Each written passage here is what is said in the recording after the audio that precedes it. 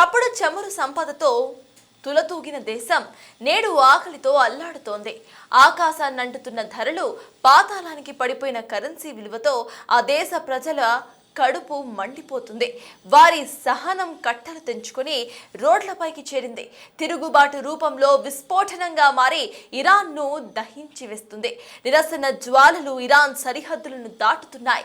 అంతర్యుద్ధంతో అట్టడుగుతున్న ఇరాన్పై నేటి వీక్షణంలో ప్రత్యేక కథనం.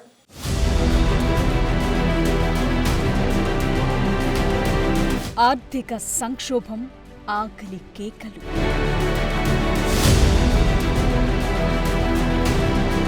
తిరుగుబాటుతో ప్రజా విస్ఫోటనం.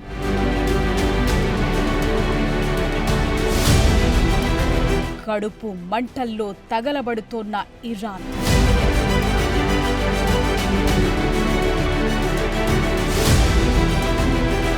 ఇరాన్ అగ్నిగుండంగా మారింది. దశాబ్దాల నియంతృత్వం, పాతాళానికి పడిపోయిన ఆర్థిక వ్యవస్థ, ఆకలి కేకల మధ్య ఆ దేశ ప్రజలు వీధులకెక్కారు. గత నెల 28న తెహ్రాన్ గ్రాండ్ బజార్లో మొదలైన నిరసన జ్వాలలు దేశంలోని 31 ప్రావిన్సుల్లో 21 ప్రాంతాలకు దావాగ్నిలా వ్యాపించాయి. నిరసనలు తీవ్రం కావటంతో ప్రభుత్వం గత్యంతరం లేక పబ్లిక్ హాలిడే ప్రకటించి దేశాన్ని షట్డౌన్ చేసింది.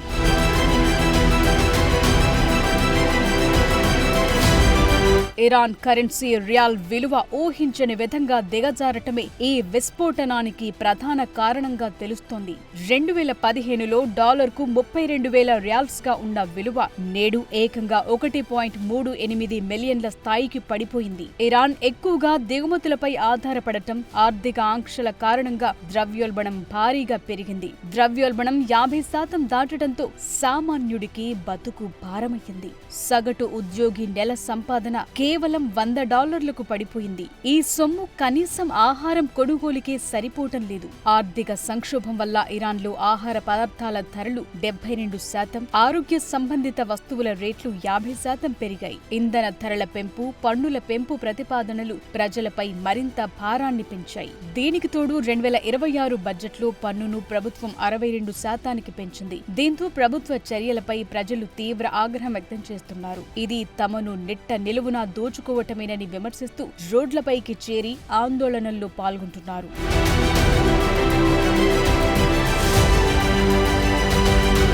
టెహ్రాన్లోని గ్రాండ్ బజార్ ఇరాన్ ఆర్థిక జీవనాడి. గత నెల 28వ తేదీన ఇక్కడి వ్యాపారులు షట్టర్లు మూసివేసి రోడ్లపైకి రావటంతో దేశం ఒక్కసారిగా స్తంభించిపోయింది. 1979లో ఇరాన్ రాజరికాన్ని కూల్చివేసి ఇస్లామిక్ విప్లవం రావటానికి ఈ గ్రాండ్ బజార్ సమ్మెలే నాంది పలికాయి. ఇప్పుడు మళ్లీ అదే పునరావృతమవుతుండటంతో పాలకుల్లో వణుకు మొదలైంది.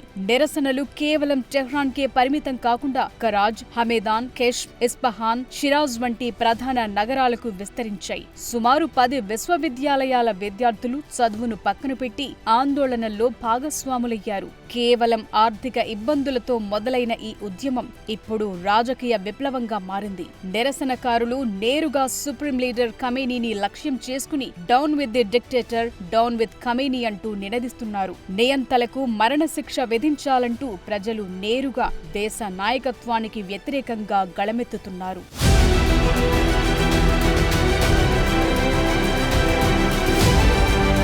ఆర్థిక పరిస్థితి చేయిదాటడంతో central bank governor Mohammed Reza Farzin రాజీనామా చేశారు. ఆయన స్థానంలో అబ్దుల్ నాజర్ హెమ్మతిని ప్రభుత్వం నియమించింది. అయితే గతంలో విఫలమైన విధానాలు అమలు చేశారని పార్లమెంటు చేత తొలగించబడిన హెమ్మతిని మళ్లీ నియమించటంపై ప్రజలు మరింత ఆగ్రహం వ్యక్తం చేస్తున్నారు.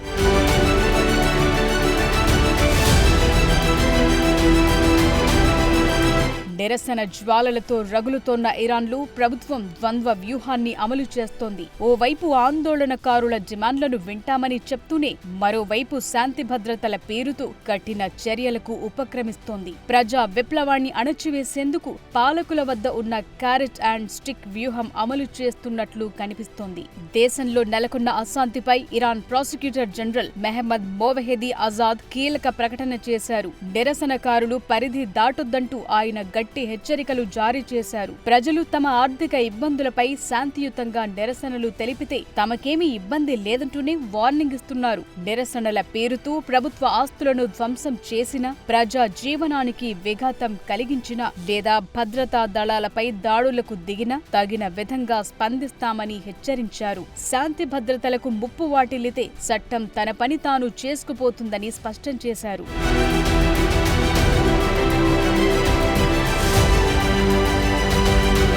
ప్రభుత్వం ఆందోళనకారులను చర్చలకు పిలిచినప్పటికీ క్షేత్రస్థాయిలో పరిస్థితి భిన్నంగా ఉంది. ఒకవైపు అధ్యక్షుడు పెజెష్కియాన్ ప్రజల కోపాన్ని చల్లార్చే ప్రయత్నం చేస్తుండగా, మరోవైపు విప్లవ దళాలు వీధుల్లో భారీగా మోహరించాయి. ఇప్పటికే పలు నగరాల్లో టియర్ గ్యాస్ ప్రయోగాలు, లాఠీచార్జీలు జరుగుతున్నాయి. ఇంటర్నెట్ సేవలను అడ్డుకోవటం ద్వారా సమాచార మార్పిడిని నియంత్రించే ప్రయత్నం కూడా జరుగుతోంది. ప్రభుత్వ అనుకూల మీడియా ఈ నిరసనలను విదేశీ నిఘా సంస్థల కుట్రగా అభివర్ణిస్తోంది. విదేశీ నిఘా సంస్థలు ఇరాన్ అంతర్గత భద్రతను దెబ్బతీసేందుకు సామాన్యులను పావులుగా వాడుకుంటున్నాయని ప్రభుత్వ వర్గాలు ఆరోపిస్తున్నాయి. ఈ ఆరోపణల ద్వారా నిరసనకారులను దేశద్రోహులుగా ముద్రవేసి మరింత కఠినంగా అణిచివేసేందుకు ప్రభుత్వం మార్గం సుగమం చేసుకుంటున్నట్లు విశ్లేషకులు భావిస్తున్నారు.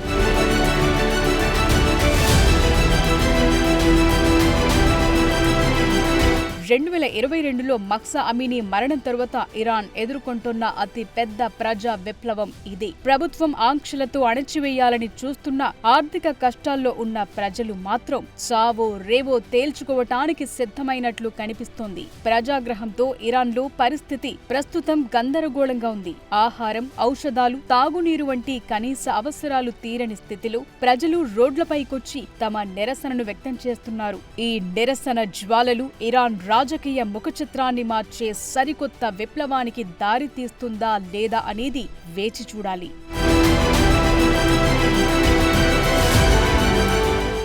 ఇరాన్లో ప్రజా ఆగ్రహం ఎటువైపు దారితీయబోతోంది? ఉరిమి మంగళం మీద పడ్డట్లు ఈ ఆగ్రహ జ్వాలలు సుప్రీం లీడర్ కిందకు నీళ్లు తెస్తాయా? ఏళ్లకు ఏళ్లుగా ఇరాన్ను ఏలుతున్న ఖమేనీ పని ఖతమేనా? ఇరాన్లో ఆగ్రహ జ్వాలల వెనుక అమెరికా, ఇజ్రాయెల్ నిఘా సంస్థల హస్తముందా? ఖమేనీ సామ్రాజ్యానికి చరమగీతం.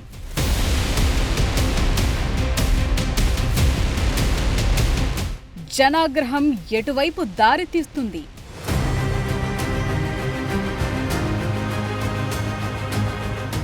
సంక్షోభానికి అమెరికా, ఇజ్రాయెలే కారణమా?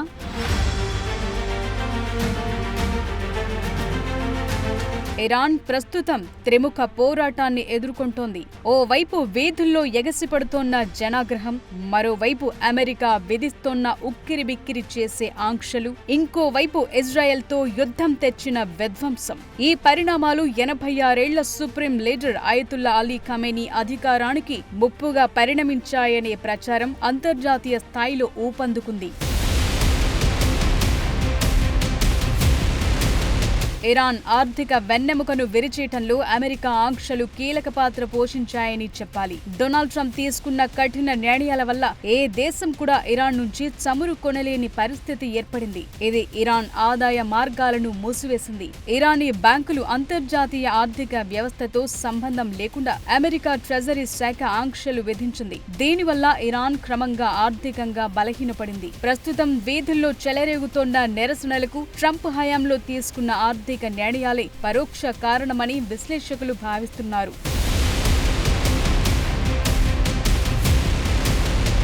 గతేడాది ఇరాన్, ఇజ్రాయెల్ మధ్య జరిగిన 12 రోజుల యుద్ధం ఇరాన్ ఆత్మవిశ్వాసాన్ని నామరూపాలు లేకుండా చేసింది. ప్రపంచం మొత్తం 3వ ప్రపంచ యుద్ధం వస్తుందని భయపడిన వేళ ఇజ్రాయెల్ తన అధునాతన వాయుసేనతో ఇరాన్ గుండెకాయ లాంటి అణు కేంద్రాలను చిన్నాభిన్నం చేసింది. ఇజ్రాయెల్ చేపట్టిన ఆపరేషన్ రైజింగ్ లయన్ ప్రధానంగా ఇరాన్ అణ్వాయుధ తయారీని అడ్డుకోవటమే లక్ష్యంగా సాగింది. ఇరాన్ అత్యంత భద్రతగా భావించే ఫోర్డో, నటాంజ్ అణు కేంద్రాలపై ఇజ్రాయెల్ క్షిపణులు విరుచుకుపడ్డాయి. అమెరికా సరఫరా చేసిన బంకర్ బస్టర్ బాంబులతో భూగర్భంలో ఉన్న కీలక యంత్రాలను ధ్వంసం చేశారు. ఈ దాడుల వల్ల ఇరాన్ అణు కార్యక్రమం కనీసం 2 నుంచి 3 ఏళ్లు వెనక్కు నెట్టబడింది. కేవలం ఆస్తులు మాత్రమే కాదు, ఇరాన్ మేధో సంపత్తిని కూడా ఇజ్రాయెల్ దెబ్బతీసింది.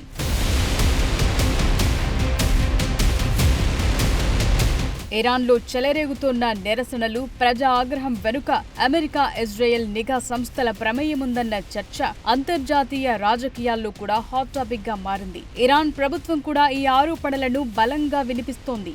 ఇరాన్ ప్రావిన్సుల్లో అశాంతిని రేకెత్తించడానికి ఇజ్రాయెల్ నిఘా సంస్థ మొసాద్ నిరసనకారులకు సాంకేతిక సాయం, నిధులు, ఆయుధాలను అందిస్తోందని ఇరాన్ ఇంటెలిజెన్స్ వర్గాలు పేర్కొంటున్నాయి. మొసాద్ తన అధికారిక సోషల్ మీడియా ఖాతాల ద్వారా ఇరానియన్లను ఉద్దేశించి మేం మీతో ఉన్నాం, రోడ్లపైకి రండి అంటూ పర్షియన్ భాషలో సందేశాలు పంపటం చర్చనీయాంశమైంది.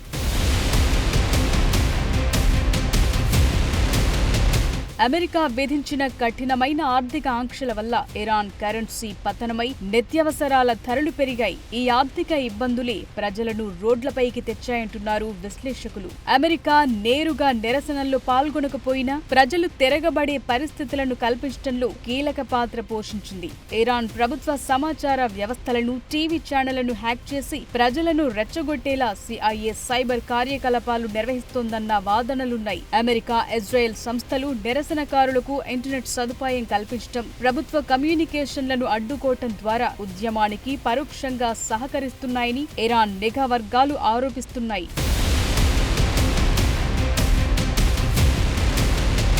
ఉరుము ఉరిమి మంగళం మీద పడ్డట్టు ఈ నిరసన జ్వాలలు ఖమేనీ సీటు కిందకు నీళ్లు తెచ్చేలా కనిపిస్తున్నాయి. గడిచిన 3 దశాబ్దాలుగా తిరుగులేని శక్తిగా ఉన్న అయతుల్లా అలీ ఖమేనీ ఇప్పుడు తన కెరియర్లోనే అత్యంత క్లిష్ట పరిస్థితిని ఎదుర్కొంటున్నారు. ప్రజాగ్రహ జ్వాలలు ఖమేనీ సామ్రాజ్యానికి చరమగీతం పాడే సూచనలున్నాయని తెలుస్తోంది. ప్రస్తుతం ఖమేనీ వయసు 86 ఏళ్లు. ఆయన తీవ్ర అనారోగ్యంతో బాధపడుతున్నట్లు అంతర్జాతీయ నిఘా వర్గాలు భావిస్తున్నాయి. అయితే రెవల్యూషనరీ గార్డ్స్, భద్రతా సంస్థలు, మతపరమైన సంస్థల్లో ఖమేనీకి బలమైన పట్టుంది. ఆయన పదవిలో ఉన్నంత వరకు ప్రభుత్వం కూలే అవకాశం కనిపించటం లేదు. కానీ 100 గొడ్లను తిన్న రాబంధు ఒక్క గాలివానకు కూలినట్లు ప్రజలు తలచుకుంటే ఎంతటి బలమైన ప్రభుత్వమైనా కూలిపోవాల్సిందే. ఈ క్రమంలో ప్రజల నిరసన జ్వాలలు ఖమేనీ నియంతృత్వాన్ని కాల్చివేస్తాయని అంచనా వేస్తున్నారు.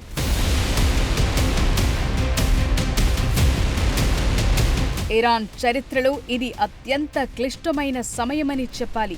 అమెరికా ఆంక్షలు ఓవైపు, ఇజ్రాయెల్ భయం మరోవైపు ఇరాన్ను ఉక్కిరిబిక్కిరి చేస్తున్నాయి. వీటన్నింటికీ తోడు అంతర్గత తిరుగుబాటు. ఈ పరిస్థితుల్లో ఇరాన్ నియంతృత్వ పాలనకు ముగింపు పలుకుతుందా లేదా అన్నది వేచి చూడాలి.